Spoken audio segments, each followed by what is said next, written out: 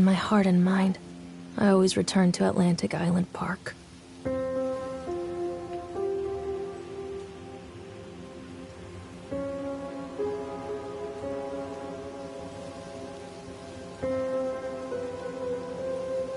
Where's Mr. Bear? I haven't seen Mr. Bear, Callum.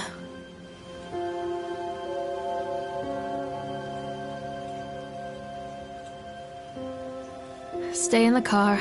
I'll go and ask information.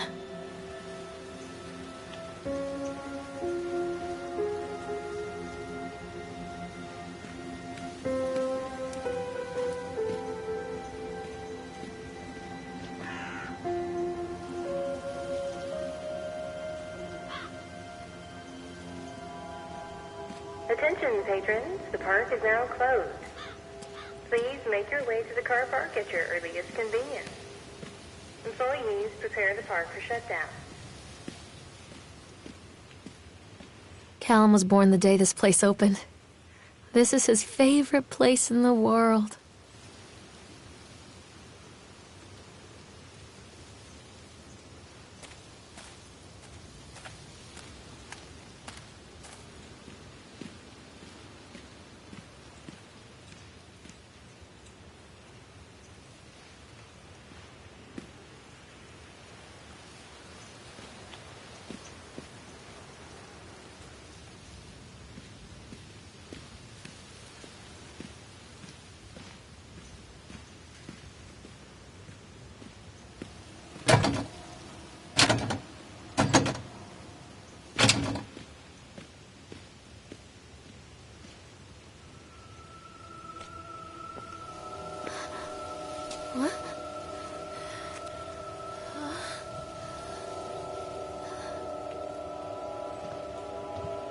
Hey, Lorraine.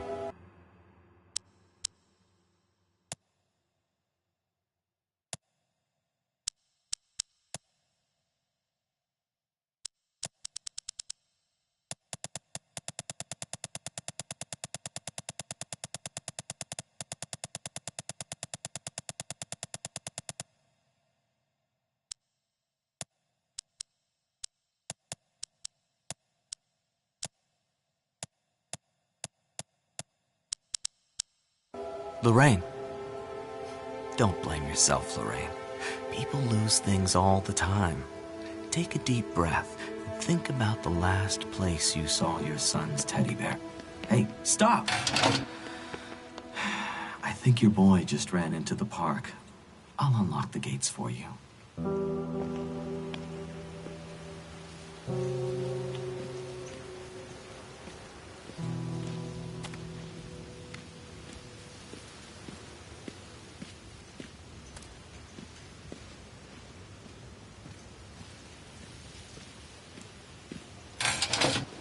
Callum, where are you going? Over here!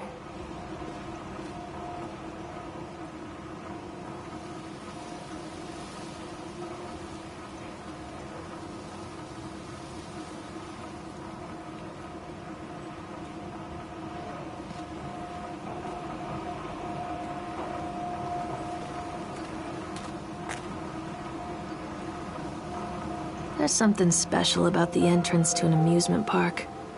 A line drawn between the real world and the world of whimsy within. On this side, the apathy of our everyday lives.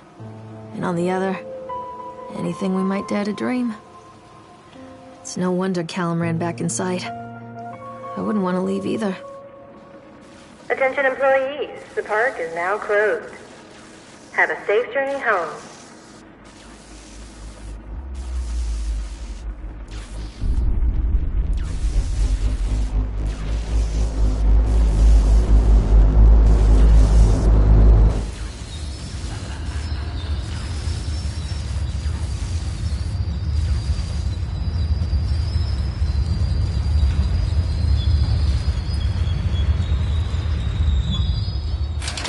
Oh God. The park.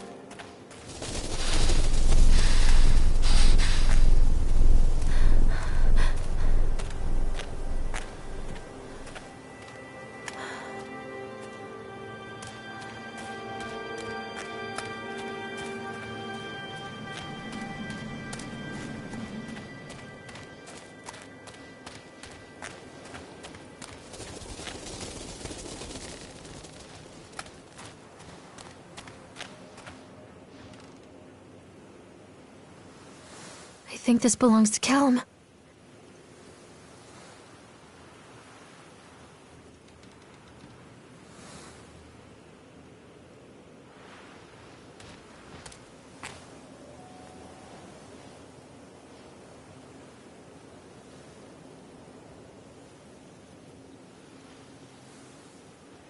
Chad the Chipmunk, huh? Just a drunk guy in a suit.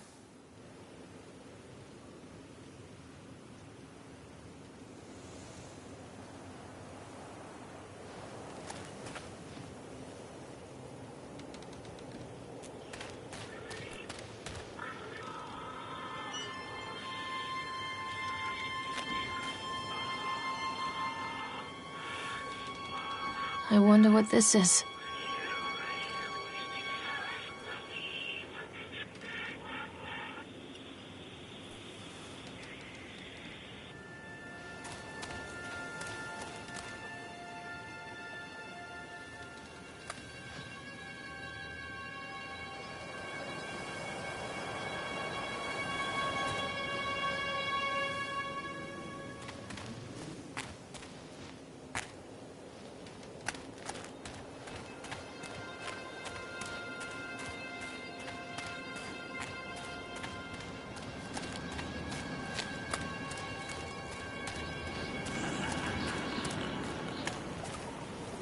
Callum, stay where you are!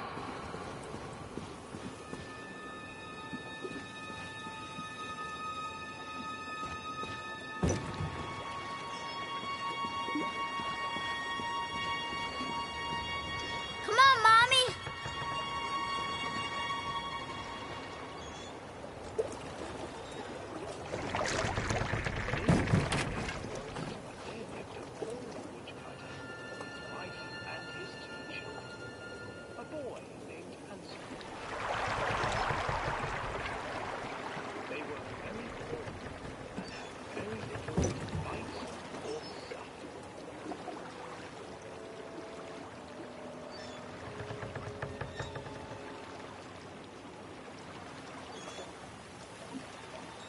Mommy needs to see you, Callum.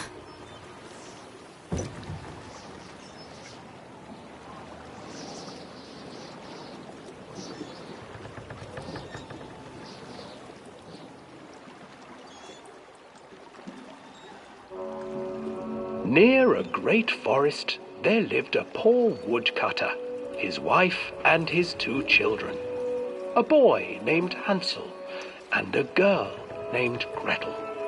They were very poor and had very little to bite or sup.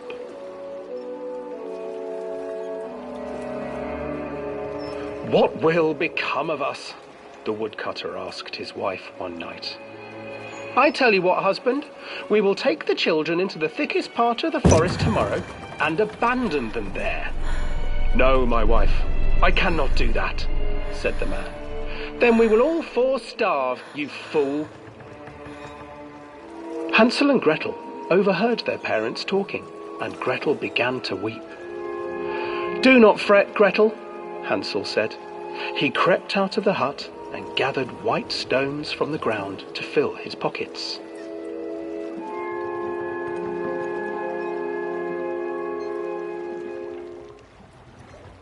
The next morning, the woodcutter leads the children into the forest. Before they leave, their mother gives them a slice of bread and warns them that they will get no more food that day.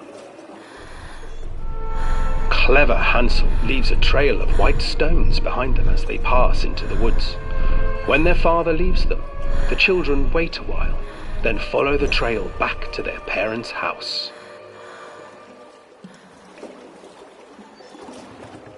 After receiving a thorough scolding from their parents for getting lost in the woods, the children are sent to bed without any supper. Hansel tried to sneak out and collect more white stones, but found that the door was locked. "Tomorrow I will take them into the woods myself," the wife told the woodcutter. In the morning, their mother gave them a slice of bread and led them deep into the forest once again.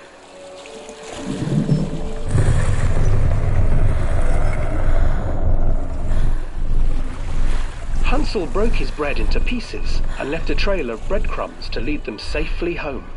But hungry-eyed birds snatched up the breadcrumbs and his trail was destroyed. Abandoned by their parents and unable to find the trail home, the children wandered in the forest for 3 days.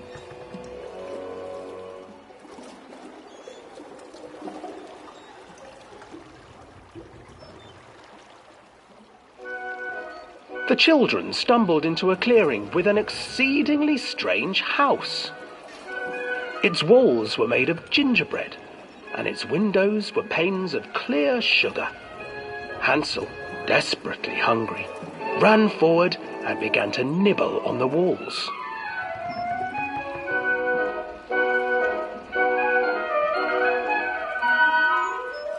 Nibble, nibble, little mouse. Who is nibbling at my house? An old woman emerged from the house, sniffing the air and peering around with cloudy eyes. Oh, you dear children, who brought you here? Just come in and stay with me. No harm will come to you. But Hansel and Gretel stayed back, for the old woman reminded them of their cruel mother. Come, children, don't be afraid. I have something for you. The old woman offered them 2 enormous lollipops. The children took them and began to eat. You see, nothing to fear here. Come inside, the old woman urged, and the children, still licking their sweets, followed.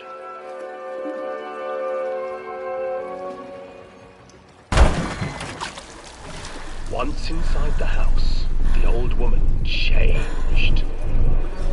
She stuffed Hansel into a cage and put Gretel to work, sweeping and cleaning her hut. Your brother will make a good mouthful, the old witch told Gretel. Once he is fattened up, I shall feast upon him.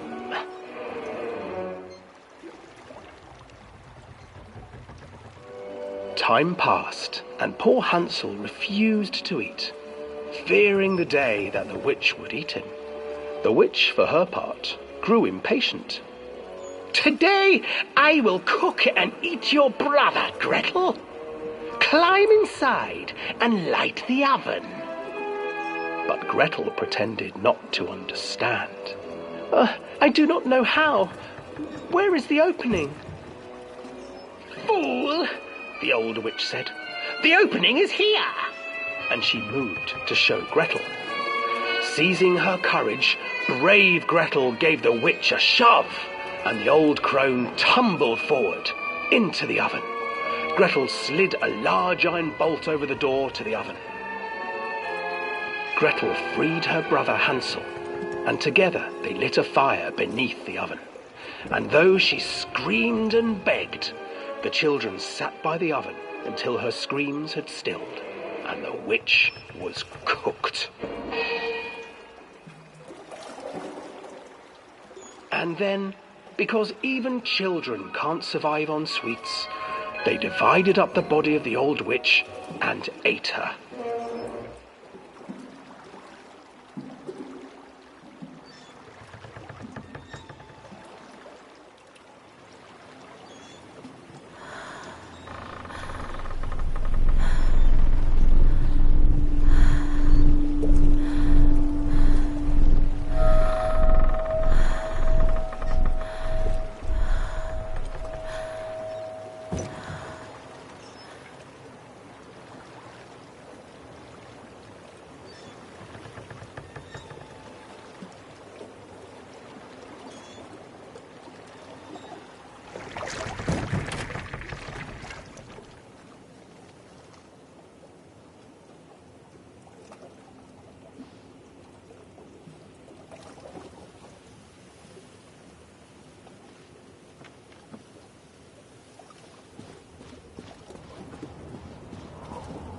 Hansel and Gretel.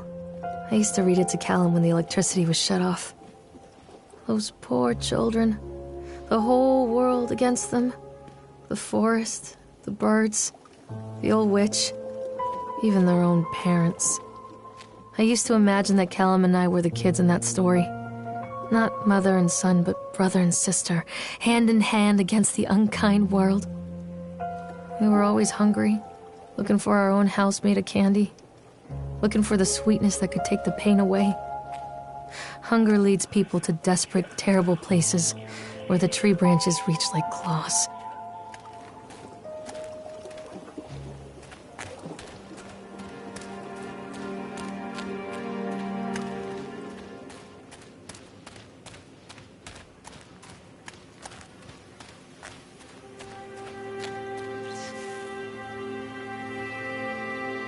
Another accident.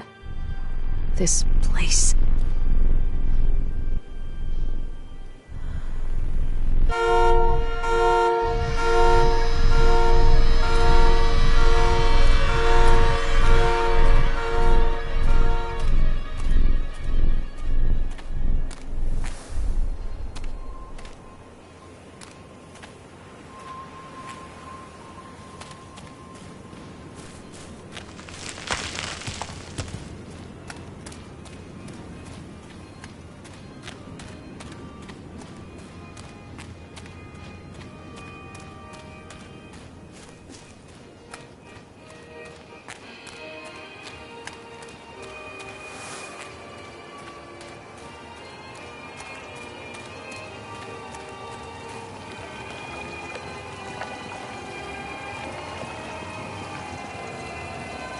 This old thing used to make the blood run to my head. Make me dizzy. The guy just snapped. Those poor kids.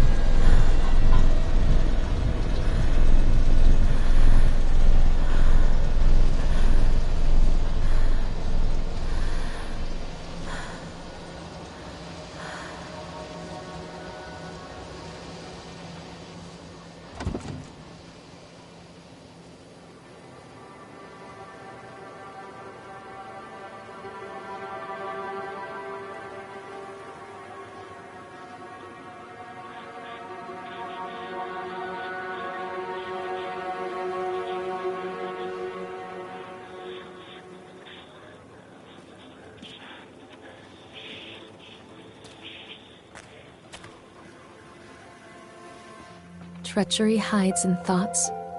Treachery that lashes like a whip and scars our insides. The first time I saw Callum, my thoughts betrayed me. I looked down at this wrinkled, red, bawling thing and I thought, is that it? We build our world from expectations, and the world that I had built for Callum was no different. He was so real, so there, and so far from my expectations. And they shattered, and as they fell in pieces, that one treacherous thought became a new foundation. All of the love that we shared, all of the warmth and goodness that followed, built on a single, traitorous thought.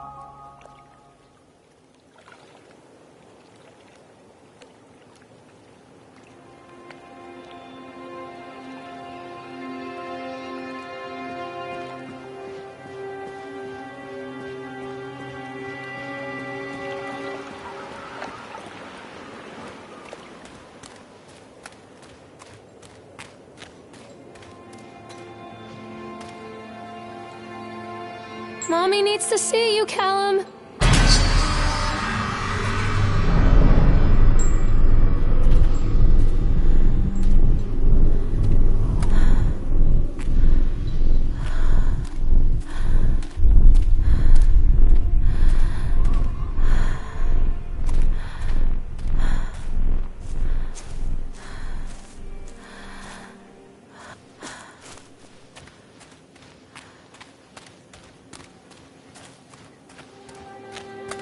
Constant crashes and 80s music. Guess it floats someone's boat.